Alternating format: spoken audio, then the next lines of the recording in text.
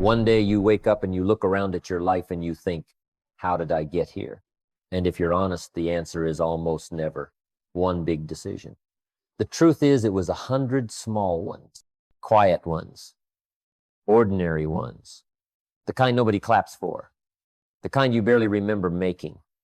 And yet those little choices, repeated day after day, they start to pile up like pennies in a jar. At first, it doesn't look like much, but give it some time, and you can't lift the jar. You know, most people wait for a big event to change them. A birthday with a certain number, a scary doctor visit, a job loss, a breakup, a moment so loud it finally gets their attention.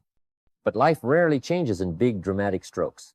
Life changes the way a tree grows, one ring at a time, one season at a time. And the biggest lie you can tell yourself is this doesn't matter, because that's what we say about the small decisions. It doesn't matter if I skip the walk today. It doesn't matter if I spend an extra $20. It doesn't matter if I say that sharp thing to my spouse. It doesn't matter if I don't read. It doesn't matter if I show up late. It matters. It always matters. It just doesn't show up on the scoreboard right away. Here's what I've learned. The day you eat one donut doesn't change your life. The day you skip one workout doesn't change your life. The day you waste 1 hour doesn't change your life. But the day you turn those into a pattern, now you're on a path, and the path has a destination. That's what makes this whole thing so serious and so hopeful at the same time.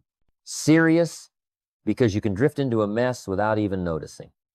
Hopeful because you can also build something great the same way. Small decisions repeated daily create the life you eventually live. Let me tell you a story, because stories get past our excuses. When I was younger, I was like a lot of folks. I wanted the good life, but I didn't want to pay the price. I wanted the money, but I didn't want to learn. I wanted the health, but I didn't want to change what I was eating. I wanted respect, but I didn't want to become respectable. And I had all the reasons. You know the reasons. I'm busy, I'm tired, I'll start when things calm down, I'm not feeling it. And my favorite one, I'll do it tomorrow. Tomorrow is a nice place. Most people live there, but nothing gets built there. Back then, I didn't think I was making huge mistakes. That's the tricky part. I wasn't robbing banks. I wasn't getting arrested. I wasn't doing anything that would make the evening news. I was just doing what was easy. And what's easy to do is also easy not to do. It's easy to read a few pages. It's also easy not to. It's easy to save a little money. It's also easy not to. It's easy to speak kindly. It's also easy to speak carelessly. Easy is not the issue. The issue is what easy produces over time. I remember a season when I looked at my bank account and it wasn't a tragedy, it was just disappointing. And I looked at my energy and it wasn't a disaster, it was just low. And I looked at my relationships and they weren't broken, they were just stale. And I kept thinking, how did this happen? Not overnight, not in one reckless weekend. It happened the way a ceiling gets dusty. A little neglect, a little postponement, a little later. And then later shows up and it looks like your life. Now, some people hear that and they feel guilty. And guilt is not a good builder. I'm not here to pile on guilt. I'm here to hand you a flashlight. Because once you can see the truth, you can work with it. The truth is, you are not the victim of one big event. You are the product of a direction. And direction comes from the small decisions you practice until they feel normal. So let's talk about that invisible math. Because life has a math to it. And whether you know it or not, you are doing the calculations every day.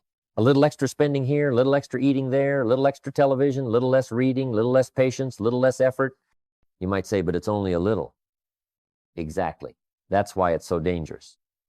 Little doesn't set off your alarm system. If you took a plane from Los Angeles to New York and the pilot was off just a few degrees, you wouldn't notice it at takeoff. The flight would feel normal. The snacks would still come. People would still read their magazines.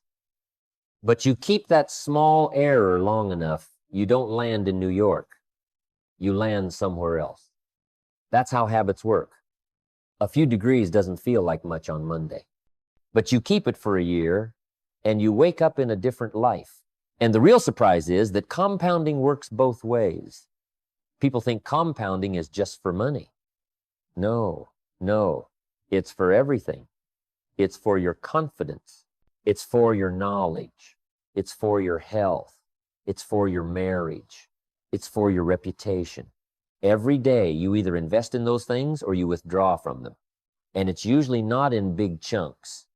It's in small deposits and small withdrawals. A compliment, a criticism, a kind word, a sarcastic one, a promise kept, a promise broken, a half hour of learning, a half hour of drifting. Let me get real practical with you. You don't need a new life. You need a new rhythm. That's it. Most people don't need a miracle. They need a method.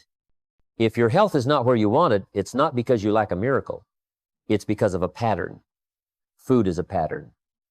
Movement is a pattern. Sleep is a pattern. And patterns can be changed, not by one heroic day, but by a series of small days. Take health. A person says, I need to lose 30 pounds. Fine, but 30 pounds is not a decision. 30 pounds is a result. The decision is I'm going to take a walk every day. The decision is I'm going to stop drinking calories. The decision is I'm going to eat like someone who cares about tomorrow. And then they say, but I won't see results for a while. Exactly. That's why most people quit. They want the harvest without the planting. But you don't get fruit because you want fruit. You get fruit because you plant seeds and you water them even when there's no fruit on the branches yet. Or take money. People say, I want to be financially free. Wonderful. But financial freedom is not a wish. It's a set of small disciplines practiced for a long time. It's saying no to a few things now so you can say yes to many things later. And it's not the big purchases that get most people, it's the leaks. A little here, a little there. The habit of buying to feel better for a moment. You know, you can't keep treating every bad day with spending. That's an expensive therapy. But here's the good news. If you can leak money a little at a time, you can also build money a little at a time. A fixed amount saved, a habit of investing, a habit of tracking where it goes, a habit of asking, is this useful or is this just me being emotional? That one question repeated daily can change your future. And then there's skills. Skills are the great equalizer. You might not have started with much, fine, but skills can be earned. And how do you earn them?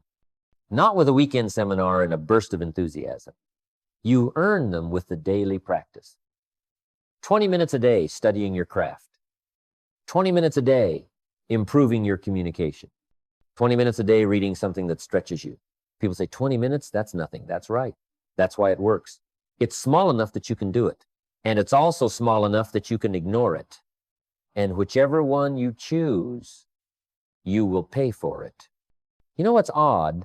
People will work hard at a job for 8 hours and then treat their future like it's not worth 20 minutes. They'll say, I'm tired. I understand tired. I've been tired. But tired doesn't mean you stop. It means you adjust the pace and keep the promise. Because if you don't run your life, something else will. And it usually isn't kind.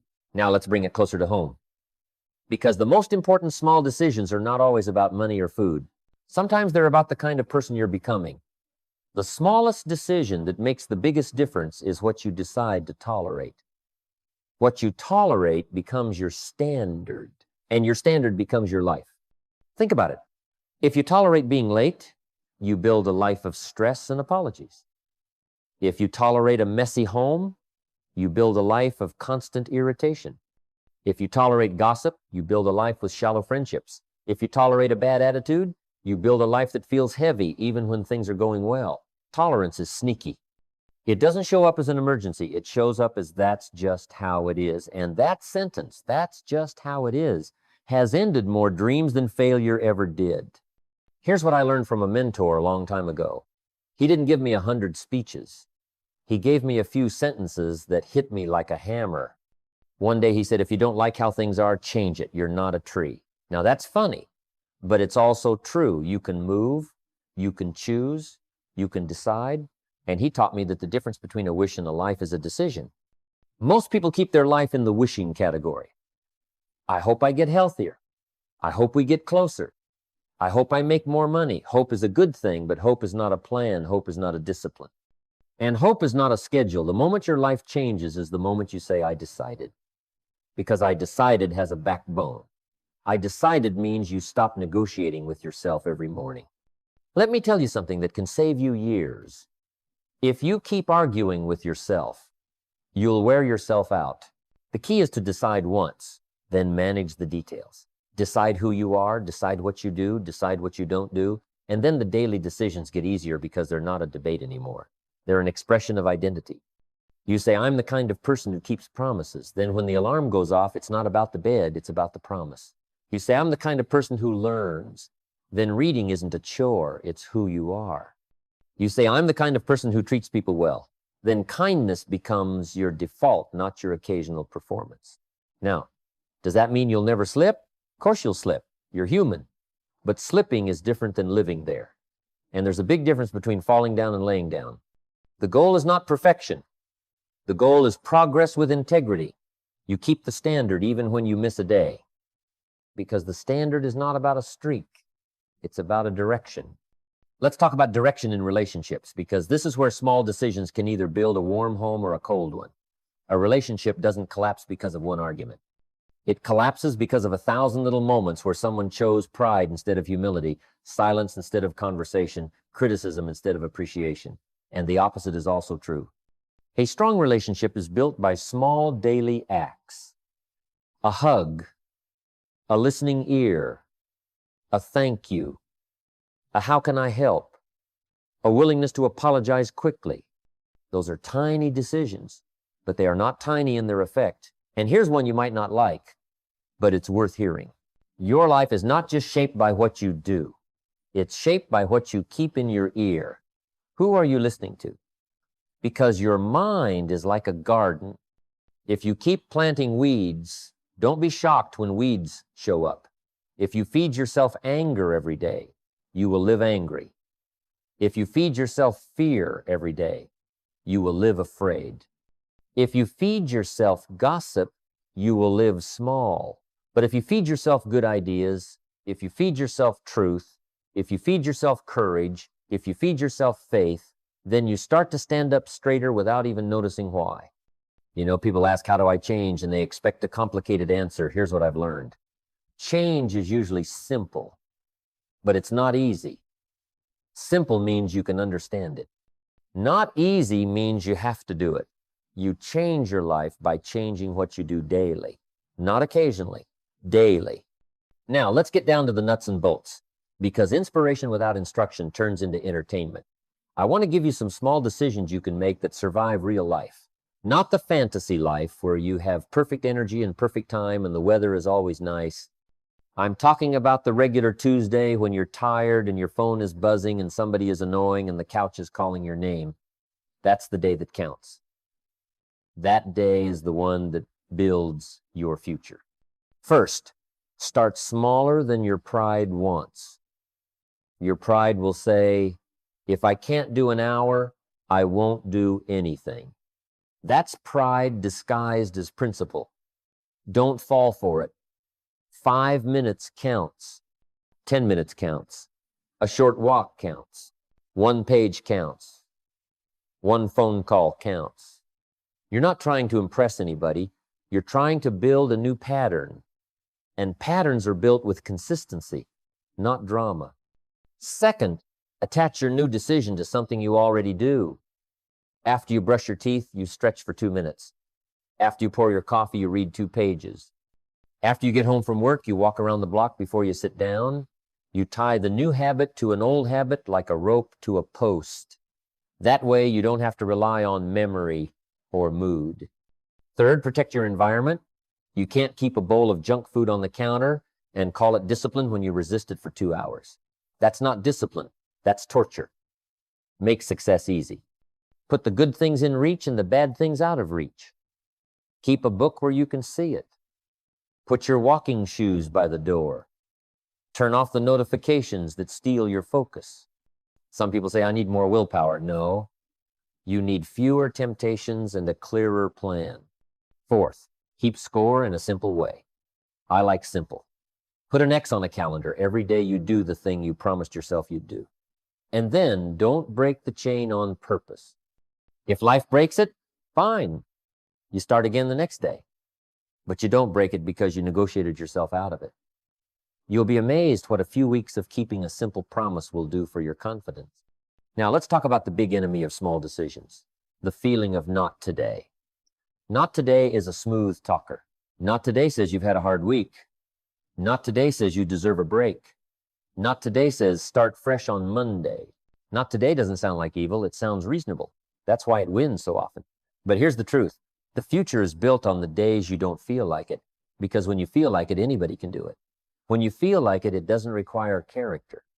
The day you don't feel like it and you do it anyway, you just deposited something powerful into your account. You deposited self-respect, you deposited strength, you deposited proof. And proof is what your mind needs. Your mind doesn't get confident from your plans. Your mind gets confident from your track record. People say, how do I stay motivated? I'll tell you what I've learned. Don't depend on motivation.